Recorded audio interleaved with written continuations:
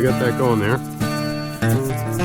Now with the pitch, it really helps it burn.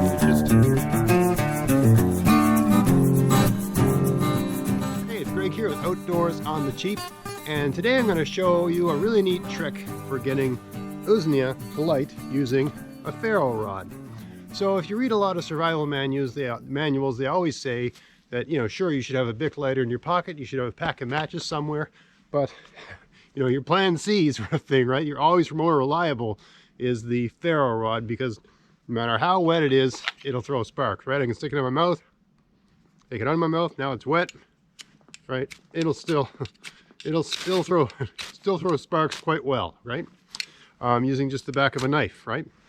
Your knife has to have a 90-degree spine to do that, but basically, as long as you've got the right kind of metal, carbon steel will work, but also stainless steel will work. There's, you know, I don't want to get into the details of which metals work and which ones don't. And a lot of these even come with little striking, you know, a little piece of metal, flat metal, kind of looks like a hacksaw blade you can use to strike. But generally speaking, it's worthwhile to use a file to get the back of your knife 90 degrees. There's a lot of practical applications for that.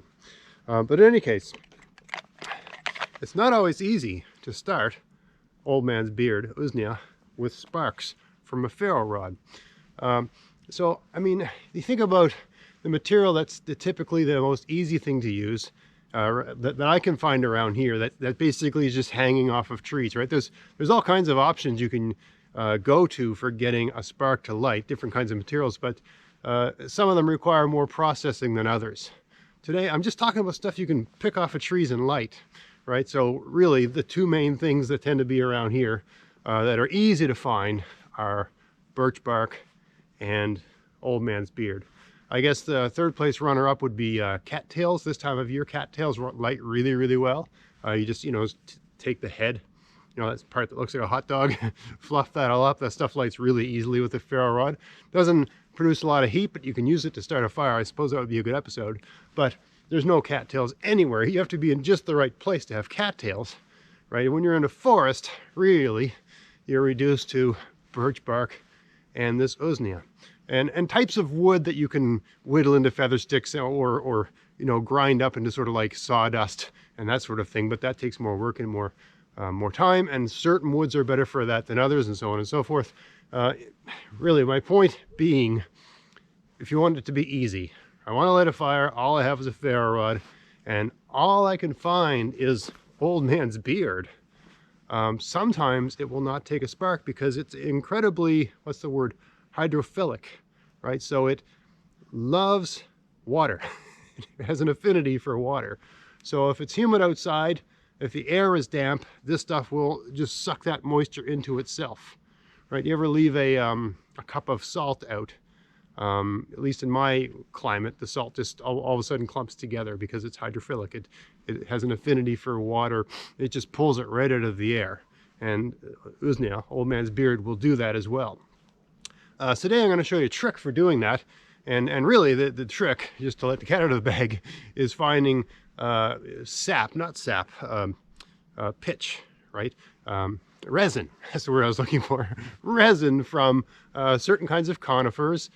Certain kinds of spruce trees have the resin, and fir trees have the resin. You're looking for the blisters on those trees. Now, I just did a little walk around here before making this video, and there is not a lot of trees that have good blisters that I could use, but there is one right over there. So come along with me. Let's just grab some old man's beard, and we'll get some of that resin on some of it, and we'll see how easily it lights up. There's a little bit there.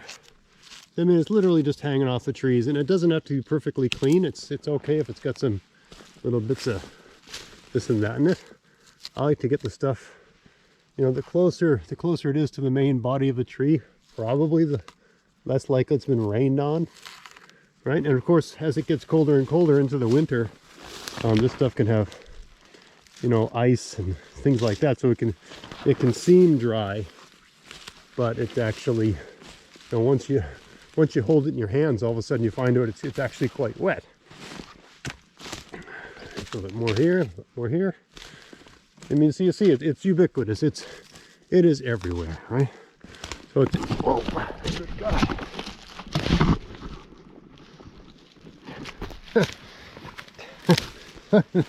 I just fell. That's about 3 feet deep there.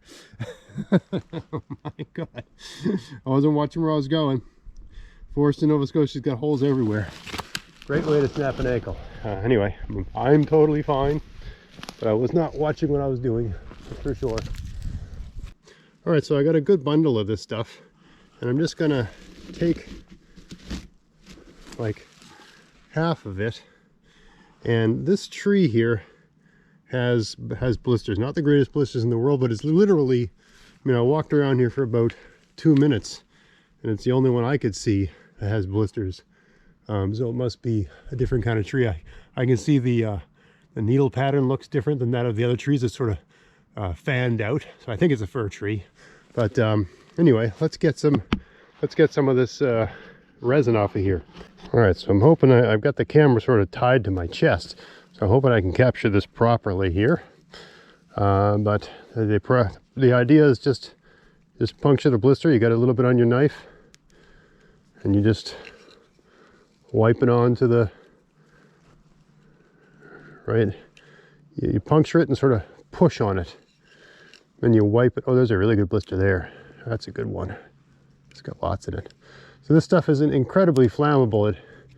It's not like gasoline, but it's, I don't know what the best way to put it, but it burns like, I don't know, melted plastic or, right? It's a bit more up here. Hopefully I got the right camera angle to pick this up. So, I mean, it's kind of a messy operation, right? And of course you got to remember where you, seems like all the good blisters are higher up in this tree. So hopefully I can get this on camera. It'd be funny if you were watching me. I'm kind of leaning back in a very awkward way to get this on camera. It seems like all the good blisters are really high up here. Anyway, I'm just sort of wiping it on the knife. So oftentimes when you put a spark on the usnea, it lights up for like just a moment, and then it goes out, and it doesn't burn fierce enough to drive off whatever moisture is in there. Sometimes it will, and if you throw enough good sparks, it will. But the thing with using this resin is that it burns really hot, so it helps assist in that process. All right, so now I got one with the resin and one with no resin. Let's go light them up and see what happens. All right, so here's the usnea with no pitch. Let's see if we can get that going.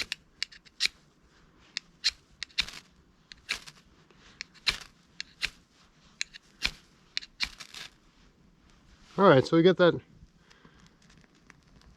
Okay, so today, this is dry enough to light up. Okay, and so I've got about, I don't know, like maybe you light this up, you got maybe a 15 count. That's enough flame to get your kindling going. Right now you got some finer sticks you're going to use to light that. All right, but that's the one that didn't have the pitch. So I mean, it's working just fine. So obviously today it's just not that wet. Right, so I was hoping it would be hard to light and it would be very difficult to get it going, but it really wasn't that difficult at all. Let's not, you just have to believe me. You play around with this enough, come out on rainy days and stuff like that, sometimes it just doesn't want to light. Okay, now by contrast, light this here with the pitch. And the thing with the pitch is that you get a spark right into it. The pitch burns on its own, and it just really does a good job of like an accelerant. That's the word I've been looking for. It behaves like an accelerant.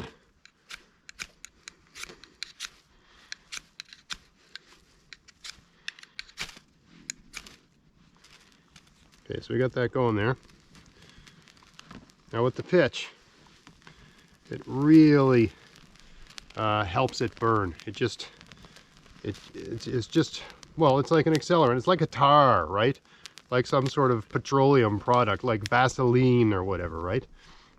So, you know, if it was the case that it was hard to get the usnea going, the solution is to put some of that pitch on it. You don't need a lot, maybe like a 1/4 teaspoon, really. I mean, you just need enough to make a good solid flame, like you'd have coming out of a Bic lighter. So just a little bit the size of your fingernail, really, like a 1/4 teaspoon, like not much. See how this little bit here is just burning away? See how we have like a ball of flame here? That's the pitch, right? This is the usnea over here. Okay, but that's the pitch, right? So, whoa, I'm gonna catch the forest on fire here. Let's just get that out. Okay, so yeah, this is my pitch here. The pitch is still going. I don't know if that's on camera there. Let me just make sure. Get the camera angle. You see that right there? Right, the pitch is still going. Like a candle, right?